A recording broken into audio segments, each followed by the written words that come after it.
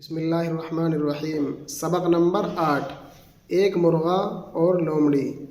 لومڑی بڑی حیلہ باز ہوتی ہے۔ ایک روز کسی غریب مرغے کو آ دبوچا اور چاہا کہ مارنے سے پہلے جرم اس بیچارے کے ذمے لگائے۔ کہنے لگی، تو بڑا ہی موذی جانور ہے، صبح ہونے نہیں پاتی کہ شور مچا دیتا ہے، ککڑوں کو سوتے لوگوں کے نیند میں خلل ڈالتا ہے، اس قدر کان پھوڑتا ہے کہ ہمسایوں کا تجھ سے ناک میں دم ہے۔ بہتر ہے کہ اسی وقت تیرا قصہ پاک کروں اور سب بھلے مانسوں کو تکلیف سے نجات دوں۔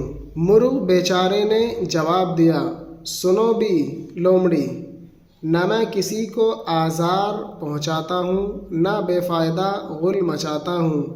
میری بانگ آفتاب کی آمد کا اشتہار ہے۔ جب نور کا تڑکا ہوتا ہے تو میں غفلت کی نیند سونے والوں کو ہوشیار کر دیتا ہوں کہ لوگوں اٹھو اور اپنا اپنا کام کرو۔ خدا نے رات آرام کے لیے بنائی ہے اور دن کام کے لیے۔ اب تم ہی انصاف کرو کہ میرا غوغا مچانا لوگوں کو فائدہ پہنچاتا ہے یا نقصان۔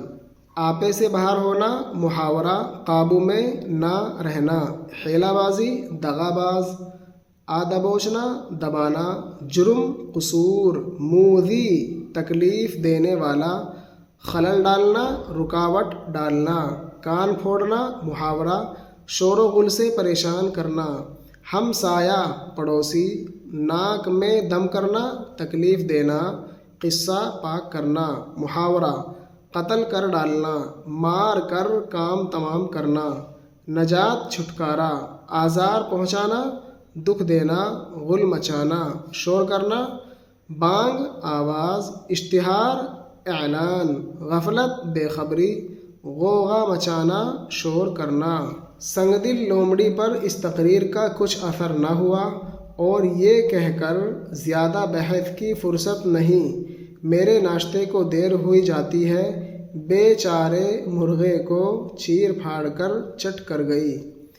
بگڑتی ہے جس وقت ظالم کی نیت، نہیں کام آتی دلیل اور حجت۔